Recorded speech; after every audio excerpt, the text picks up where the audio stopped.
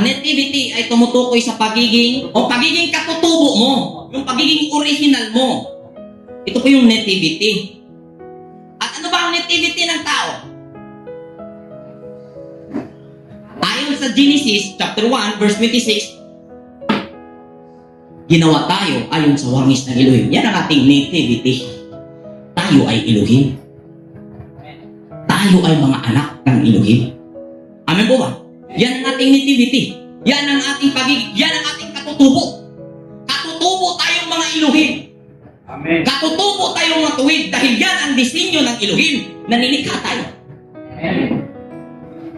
So, mula kay Ilam, tungkol sa karunungan, nalaman niya ang karunungan, Ashur, ang pagkakaroon ng patas, Arpakshad, nagkakaroon ng Elias sa paggamot, kung ano man ang kanyang sa kanyang sarili ba? Pag-comfort ng kanyang sarili. Comforter, pagiging comforter, pwede itong ipalagay o isipin na katumbas ng pagiging Arpakshad ay comforter. Kasi pag nasa sayo ang Spirit of Adonai, Spirit of Yahweh, magiging komportable ka. Amen. Ang pagkakaroon mo ng awareness ay magkakaroon ka ng kapanatagan. Amen po ba? Amen. Kaya ang pagkakaroon ng idea tungkol sa nativity ay ang ibig sabihin ay ang pagkaalam mo kung sino ka. At ang original natin ay ang Elohim. Dapat natin niyang kilalanin. Maayos. Mayroon po tayong kanya-kanya sariling kultura. Pero dapat nating kilalanin ang ating pinanggalingan, ang ating originality, ang ating nativity, ang ating pagiging katutubo. Genesis chapter 5 verse 1 to 2. Ito ang kasaysayan ng lahi na mula kay Adan.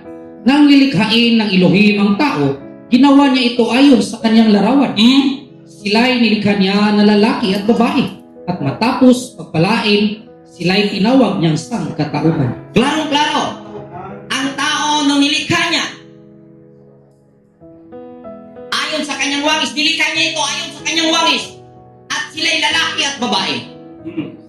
Malalaki ka man, babae ka man, kamukha mo ang Elohim. Mayroong mga, dahil sa hindi pagkakaroon ng kaliwanagan tungkol sa tungkol sa nativity, nagkakaroon yung ibang kultura ng hindi masyadong pagbibigay halaga sa kababaihan.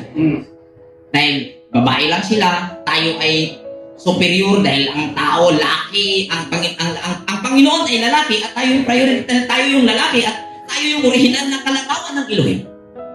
Pero itong klarong-klaro po sa Genesis chapter 5 verse 1 to 2 na ang tao ay nilikha niya lalaki at babae ayon sa kanyang wangis. Amen. Babae ka man, kawangis mo ang Elohim. Amen.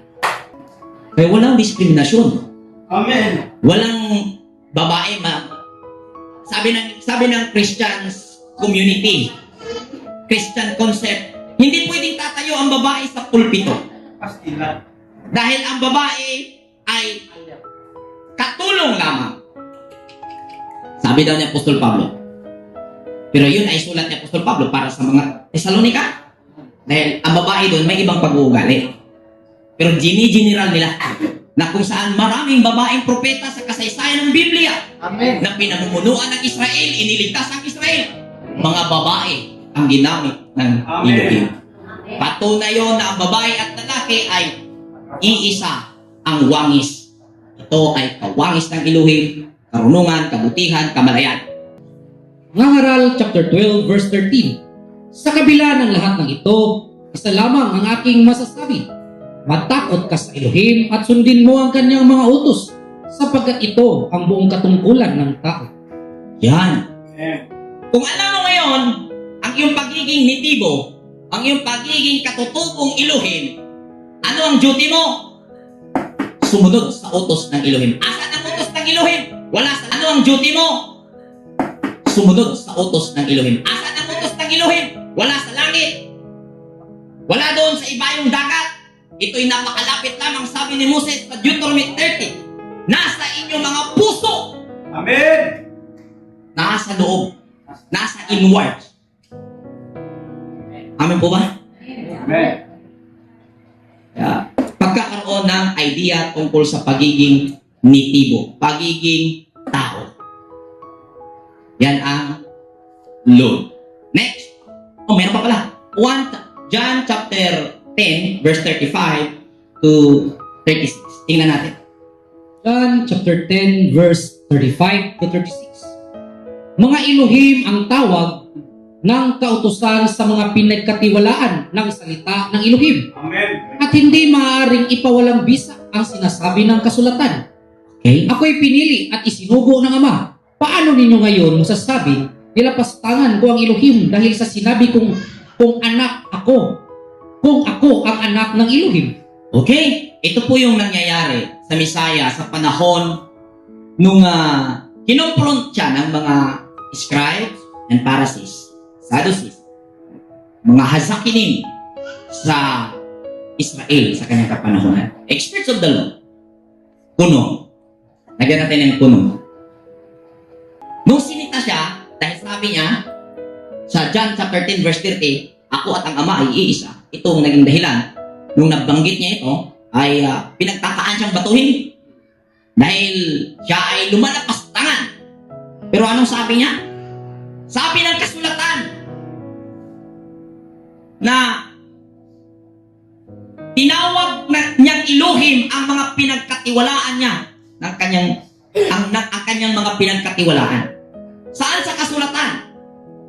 Ang tinutumbok ng Misaya na tinatawag na Elohim ang mga pinagkatiwalaan. May kinot na verse dito sa Psalms, pero hindi po ko niwala, hindi ako may. Ito, Genesis chapter 1, verse 26, Genesis chapter 5, verse 1 to 2. Tinawag na Elohim ang mga pinagkatiwalaan. At ang taong pinagkatiwalaan ay kamalayan Amen. ng kabutihan.